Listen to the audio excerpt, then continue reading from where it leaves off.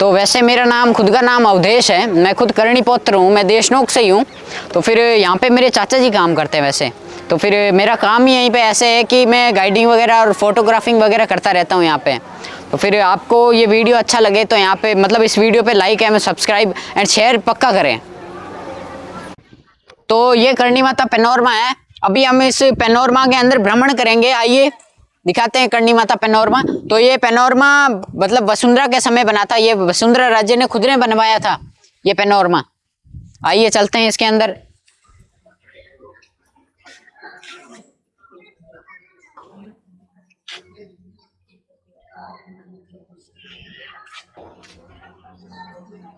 तो आज हम पहुंचे हैं श्री करणी माता पैनोरमा में। ये करणी माता पैनोरमा का सबसे पहला दृश्य है।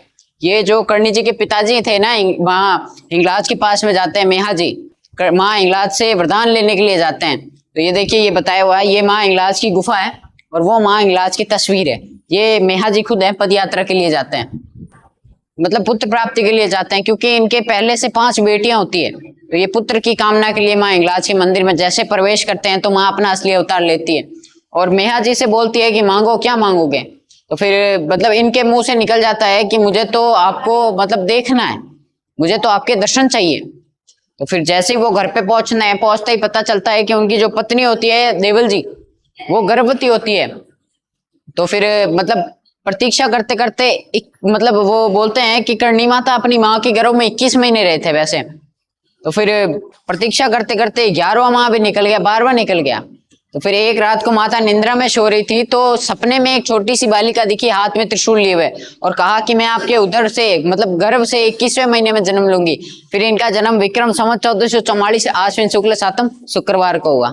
दिनांक थी 20 सितंबर 1387 और इनका जन्म का नाम था रिद्दुबाई।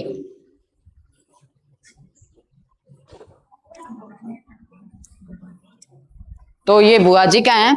तो फिर बुआ जी एक बार पीहर आई हुई थी, तो फिर करणी माता को स्नान करा रही थी। तो करणी माता को एक हाथ से स्नान कराने लग गई। तो करणी जी ने अपनी बुआ से पूछा कि एक हाथ से स्नान क्यों करा रहे हो।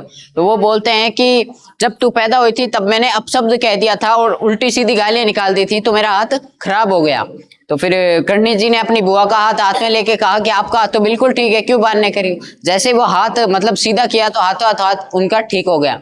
तो उसी दिन से इनका नाम करणी रखाया। पहले नाम था रिद्दुबाई।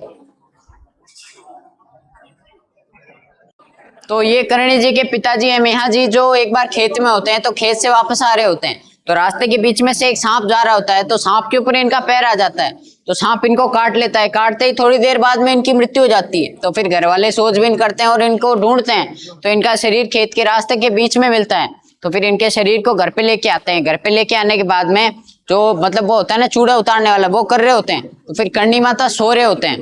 तो फिर वो रोने की आवाज सुन के उठ खड़े होते हैं और बुआ का हाथ पकड़ लेते हैं और कहते हैं कि ये क्या कर रहे हो आप माँ के साथ में। तो फिर बुआ ने कहा कि ये तो विधि का विधान है। तो फिर करणी जी ने कहा कि मतलब मैं अभी पिताजी को कह के आती हूँ। तो फिर पिताजी के पास में गए और पिताजी को जहाँ पे सांप ने काटा था वहां पे हाथ लगा के कहा कि उठो पिताजी, देखो बुआ क्या कर रहे हैं। ऐसा कहने पे हाथों हाथ इनके शरीर में प्राण आ गए। उसी दिन से इनका नाम मिहाई हो गया। तो ये राव शेखा भाटी हैं। इनकी सेना को खाना खिलाया था 11,000 सैनिकों को। तो फिर ये एक बार युद्ध में जा रहे थे तो मतलब इनके साथ में एक सैनिक था, उसने कहा कि यहाँ पे तो एक देवी ने जन्म लिया। तो वो सुहा पाए। तो फिर करणी माता अपने पिताजी के लिए खाना लेके जा रहे थे तो बीच रास्ते में ये वहां पे मिले। फिर इनकी गायों मतलब वो वहां पे मिलने के बाद में अपने घोड़ों और हाथियों से नीचे उतरने के बाद में करणी जी को प्रणाम किया। प्रणाम करने के बाद में करणी जी ने आशीर्वाद दिया। फिर जैसे ही वो मतलब निकलने लगे तो करणी जी ने कहा कि मतलब खाना खा लो। फिर उन्होंने पूरी की पूरी सेना को खाना खिलाया। जितनी भी वो रोटियां देते उतनी वापस आ जाती और जितना भी दही डालते उतना ही वापस आ जाता। तो फिर जब ये युद्ध जीत के आए तो फिर इनको अपना धर्म भाई बनाया करणी जी ने। तो ये करणी जी की शादी का है। करणी जी की शादी दीपा जी बिट्टू के साथ में हुई थी। तो इनका ससुराल था साठी का। तो जब बारात जा रही थी तो बीच में करणो गांव में रुके अणदा खाती के घर। तो अणदा खाती की माँ गाय दू रही थी। गाय दूते दूते पहले तो दूध को चूल्हे के ऊपर चढ़ा दिया, फिर दूसरी गाय दोने लग गई। तो उसी बीच में वो चूल्हे के ऊपर चढ़ाया हुआ दूध उफनने लग गया। तो फिर करणी जी ने मतलब उस उफनते दूध को अपने चमत्कार से रोक दिया। तो फिर अणदा खाती की माँ ने यह घटना देख ली। तो अणदा खाती की माँ ने भाग के करणी जी से पूछा कि आप हो कौन। फिर करणी जी ने कोई जवाब नहीं दिया। फिर कर्णी जी से उन्होंने कहा कि मुझे एक आशीर्वाद चाहिए। तो कर्णी माता ने कहा कि मांगो। तो उन्होंने कहा कि मेरा बेटा है अणदा नाम का, वो इस करणु गांव में कुएं खोदता है, तो उसे आशीर्वाद दो। फिर उसे आशीर्वाद दिया कि कोई भी विपदा आ जाए तो मुझे याद कर लेना। फिर अणदा खाती का भी आगे है अपने। तो ये नेड जी की स्थापना गए। नेड जी की स्थापना भी करणी माता ने की थी। वैसे करणी माता जैसे ही इस स्थान पे पहुंचे तो अगले दिन ही अपने सेवक गुणिया से कहा कि आप एक सूखी खेजड़ी की लकड़ी लेके आओ। तो वो एक सूखी खेजड़ी की लकड़ी लेके आए। फिर उससे खड्डा खोद कर रोपा। रोपने के बाद में जब वहां पे बिलौना किया तो दही और घी के छींटों से वो एक सूखी खेजड़ी का पेड़ मतलब एक हरा भरा वृक्ष बन गया।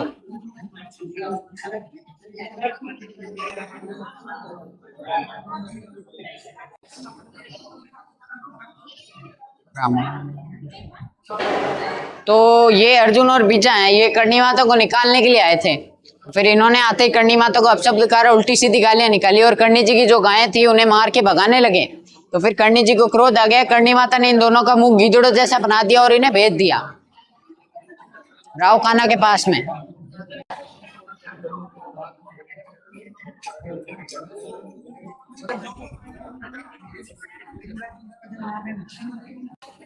तो ये राव कान्हा है जिनका कर्णी जी ने वध किया था। तो ये जांगड़ू के राजा थे राव कान्हा। तो ये कर्णी जी को निकालने के लिए इन्होंने अपने दो सेवकों को भेजा था, अर्जुन और बीजा को। तो इन दोनों का मुंह गिदड़ जैसा बनाने के बाद में वो राव कान्हा के पास में है। तो राव कान्हा ने कहा कि वो है कौन, इतनी कितनी बड़ी जादूगरनी है। अगले दिन ही अपने सैनिकों के साथ में राव कान्हा आया। आते ही करणी माता को अपशब्दकार उल्टी सीधी गालियां निकाली। तो फिर कर्ण जी ने कहा कि मुझे व्यर्थ ही क्यों बोल रहा, आप में इतनी हिम्मत है तो मेरे एक आवड़ जी की पूजा की पेटी है उसे उठाकर आप रख दो। तो कर्ण जी ने अपनी वो पूजा की पेटी लाके रखी बीच रास्ते में। फिर कहा कि उसे उठाकर आप रख दो, मैं अपने आप चली जाऊंगी। तो राव कान्हा ने अपने एक सैनिक को भेजा तो भी हिली नहीं। फिर 2 को 3 को 4 को ऐसे करते करते अपनी पूरी की पूरी सेना को भेज दिया तो भी हिली नहीं। तो उसी बीच में मतलब उन्होंने कहा कि हाथियों और घोड़ों से खिंचवाओ। फिर जैसे ही हाथियों और घोड़ों से खिंचवाया उस खिंचाताण में उसका एक पाया मुड़ गया। तो फिर कर्ण जी ने कहा कि ये पाया नहीं मुड़ा, तुम्हारे जीवन की लीला ही टूट गई है। तो फिर राव कान्हा ने कहा कि मेरी मौत कब है। तो उन्होंने कहा कि मतलब आज से 6 माह बाद तेरी मौत है। तो फिर इन्होंने कहा कि मैं तो मतलब क्षत्रिय राजपूत हूं, मैं तो बीच में ही मर जाऊं, मेरा क्या पता, तेरे मतलब तूने जो श्राप दिया उसका क्या होगा। तो उन्होंने कहा कि आज से 3 माह बाद तेरी मौत है। फिर इसने और भी अपशब्दकार उल्टी सीधी गालियां निकाली। फिर उस मतलब जो पेटी थी ना उसे लात की मार दी। फिर कर्णी जी को गुस्सा आ गया। कर्णी जी ने अपनी त्रिशूल से एक सीधी रेखा खींची और कहा कि इससे पार होते ही तेरी मौत है। जैसे ही वो पार हुआ, पार होते ही सामने शेर प्रकट हो गया और उसे वहीं पे ही मार दिया। फिर इसकी जो पहली पत्नी थी वो भाग के आई, कर्णी जी के चरणों में पड़ गई और कहा कि मतलब मेरे पति से गलती हो गई, आप उसे एक बार और जीवन दान दे दे। तो फिर कर्णी जी ने उन्हें जीवन दान भी दे दिया। फिर कर्णी जी ने राव कान्हा से कहा कि आगे जाते हुए पीछे घूम के मत देखना। जैसे वो आगे गए, आगे जाते हुए उन्होंने पीछे घूम के देखा, देखते ही सामने एक शेर मतलब प्रकट हो गया और उसे वहीं पे ही मार दिया।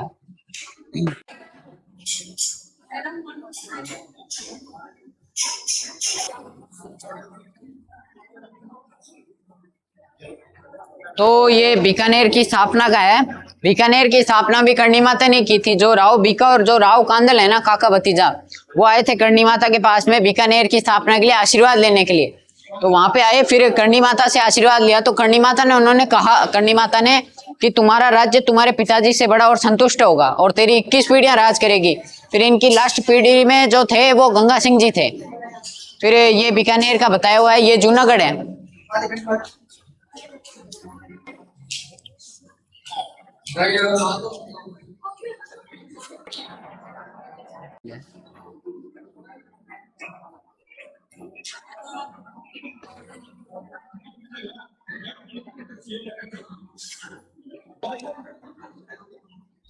तो ये राव शेखावाटी हैं, इनको बचाया था करणी माता ने। मतलब इनकी बेटी का विवाह था रंग कंवरी का राव बीका के साथ में। तो फिर ये मुल्तान की कैद में थे राव शेखावाटी। तो राव शेखावाटी की जो पत्नी थी उन्होंने करणी जी से कहा कि उनके बिना तो कन्यादान होगा नहीं। तो फिर करणी माता ने कहा कि मैं लेके आती हूँ। तो फिर करणी माता खुद संभली का अवतार धर के यानी चील का अवतार धर के खुद सिंध गए मुल्तान की कैद से। करणी माता ने राव शेखावाटी को छुड़ाया। फिर राव शेखावाटी से कहा कि आप मेरी पीठ पे बैठ जाओ। तो फिर करणी जी ने मतलब राव शेखावाटी से कहा। तो राव शेखावाटी ने कहा कि आप तो पूरे जगत की माँ हो, मैं आपकी पीठ पे कैसे बैठूंगा। तो फिर राव शेखावाटी को पंजों में पकड़ के लेके आए। फिर उनकी बेटी का विवाह हुआ रंगकमरी का राव बीका के साथ में। तो ये देखिए पूरा बताया हुआ है। तो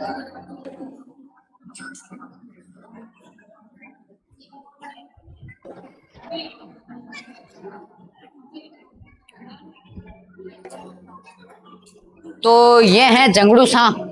इनके डूबते हुए जहाज को बचाया था करणी माता ने। तो जंगड़ू सांप चित्तौड़ के बहुत बड़े व्यापारी थे। तो इनका मतलब पहले अपने मतलब गाड़ियां वगैरह तो थी नहीं और हेलीकॉप्टर वगैरह तो थे नहीं, तो उस टाइम जहाजें चलती थी पानी वाली समुद्र में। तो फिर ये समुद्र से मतलब वापस आ रहे थे लौट के, तो फिर इनकी जहाज एक समुद्री तूफान में फंस गई। तो इन्होंने करणी माता को याद किया। तो करणी माता देशनोक में गाय दो रहे थे उसी समय। तो फिर दाएं हाथ से तो गाय दो रहे थे और बाएं हाथ से ऐसे हथेली पे नाव को निकाल के लेके आ गए। तो फिर जैसे ही पीछे सासू खड़ी थी, सासू ने पूछा कि ऐसे हाथ क्यों कैसे भीगा। तो उन्होंने कहा कि मेरा एक सेवक था जंगड़ू नाम का, उसका जो डूबता हुआ जहाज था उसे मैंने किनारे लेके आई हूँ। तो ये एक बछड़ा था, उसे जीवनदान दिया था करणी माता ने। करणी माता अपनी पोती सौंपू से मिलके आ रहे थे छोटड़िया गांव में से। तो बीच में कित्तासर गांव में एक ब्राह्मण कन्या रो रही थी। तो करणी माता ने पूछा कि रो क्यों रही है। तो उन्होंने कहा कि मेरा मतलब हाथ से गाय का बछड़ा मर गया है, तो अब मेरे धर्म वाले मुझे निकाल रहे हैं और मैं छोटी सी बालिका और मैं ब्राह्मण की बेटी, तो मेरे हाथ से गौ हत्या हो गई। तो फिर करणी जी ने कहा उनसे कि कहाँ है गाय का बछड़ा। तो गाय के बछड़े के पास में लेके गए और गाय के बछड़े को हाथ लगा के कहा कि उठ रे गोरा जाया। इतना कहने पे हाथों हाथ उस गाय के बछड़े के अंदर प्राण आ गए। फिर इनका अभी भी छोटड़िया गांव में एक मंदिर है छोटा सा, वैसे तो बहुत बड़ा है, उससे थोड़ा सा पास ही में वो छोटा सा मंदिर बनाया हुआ है। तो ये अणदा खाती हैं जिनको रक्षा का वचन मिला हुआ था। तो ये एक बार आऊ गांव में कुआं ठीक करके वापस ऊपर आ रहे थे, तो बीच में से रस्सी टूटने लग गई। तो इन्होंने करणी माता को याद किया। तो करणी माता ने दम्बी का अवतार लिया। वैसे दम्बी को भी अलग अलग नाम से जानते हैं, कई जगह दम्बी बोलते हैं, कई जगह दो मुई बोलते हैं, कई जगह बोगी बोलते हैं, मतलब इनके अलग अलग नाम है। मतलब इसकी एक खास बात है दम्बी की, ये किसी को काटती नहीं। ये एक बार किसी को जकड़ ले तो मतलब जब तक इसकी मनो इच्छा ना हो ना तब तक ये छोड़ती नहीं है। वो ले वो बाण पेला।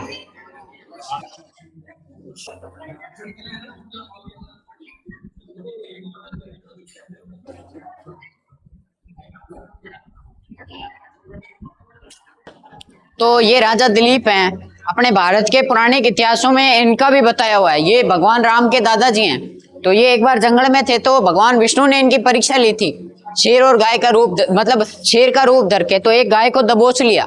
फिर राजा दिलीप ने उन्हें देखा तो राजा दिलीप वहां पे गए और उन्होंने अपना तीर और कमान रख दिया और कहा कि शेर से कि आप इन गाय को छोड़ दो और मुझे खा लो। तो फिर भगवान विष्णु ने अपना असली अवतार लिया और इन्हें वरदान दिया। तो ये जोधपुर की स्थापना है। वैसे जोधपुर की स्थापना भी करणी माता ने की थी। जब मतलब राव जोधा को अपना राज्य से मतलब वापस मिला मुगलों से, तो फिर जब उन्होंने सोचा कि एक किला बनाएंगे, तो जहाँ पे ये किला बनाया वहां पे एक चिड़ियानाथ जी नाम के एक तांत्रिक रहते थे, फिर उनका स्थान था। तो फिर वहां पे मतलब रहते थे, तो उन्होंने उनका पूरा का पूरा आश्रम हटा दिया मतलब राव जोधा ने। तो फिर चिड़ियानाथ जी नहीं हिले। फिर उन्होंने कई बार कोशिश की, तो चिड़ियानाथ जी को हिलाने के लिए उन्होंने करणी माता को बुलाया। राजा दिलीप मतलब उन्होंने राव जोधा ने। तो फिर जोधा ने बुलाया तो करणी जी देशनोक से आए। आने के बाद में जैसे वो उसके ऊपर चढ़े पहाड़ पे, तो जो चिड़ियानाथ जी थे उनको पता चला कि ऊपर तो वहां आ रहे हैं, तो वो हाथों हाथ वहां से चले गए। तो फिर वहां पे नींव रखी, फिर जोधपुर की स्थापना हुई।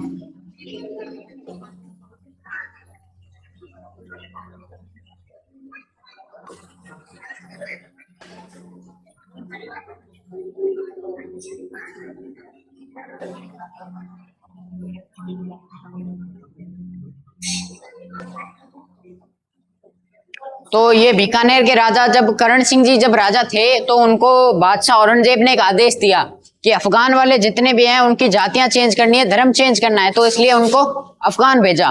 तो फिर इनके साथ में राजा जय सिंह जी भी थे करण सिंह जी के साथ में। तो वो अगले दिन सिंधु नदी पहुंचे। पहुंचते ही इनके साथ में जो जय सिंह जी थे उनको पता चला कि उनकी माता जी का देहांत हो गया है। तो वो तो बीच रास्ते में से ही वापस आमेर चले गए। फिर करण सिंह जी को क्रोध आ गया। करण सिंह जी ने कहा कि मैं अकेला कहाँ कहाँ पे जाऊंगा। तो इन्होंने अपनी शाही नावें तुड़ा दी, फिर वापस बीकानेर आ गए। तो फिर औरंगजेब ने अपनी शाही सेना भेज दी दिल्ली से करण सिंह जी को मारने के लिए। तो फिर करण सिंह जी को पता चला कि औरंगजेब ने अपनी शाही सेना भेजी है मुझे मारने के लिए, तो ये कर्णी जी के पास में आए और कर्णी जी से कहा कि आप ही हो आप। तो फिर कर्णी जी ने कहा कि मैंने बीका से वरदान दिया था बीका को कि तेरी 21 पीढ़ियां राज करेगी। तो फिर चमत्कार ये हुआ कि जैसे ही वो बीकानेर के पास में पहुंची सेना, तो फिर औरंगजेब ने अपनी शाही सेना को वापस बुला लिया दिल्ली। मतलब उसी दिन के बाद से औरंगजेब ने वापस यहाँ पे हमला ही नहीं किया कभी।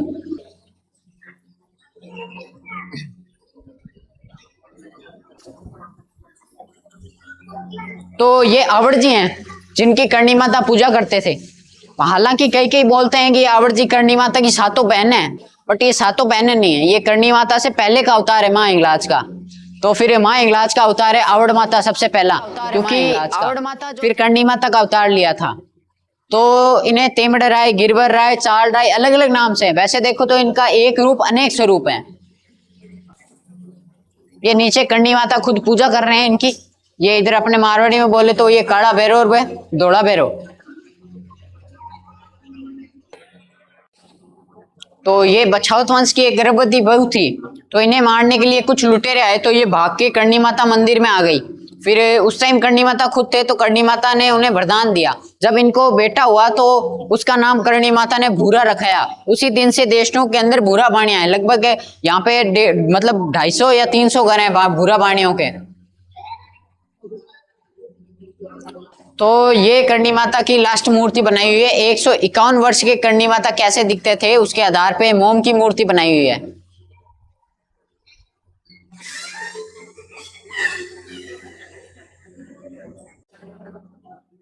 वैसे तो इनका आखिरी स्थान गडियाला है, बट कई कई जो मेन मंदिर है ना उसको मानते हैं।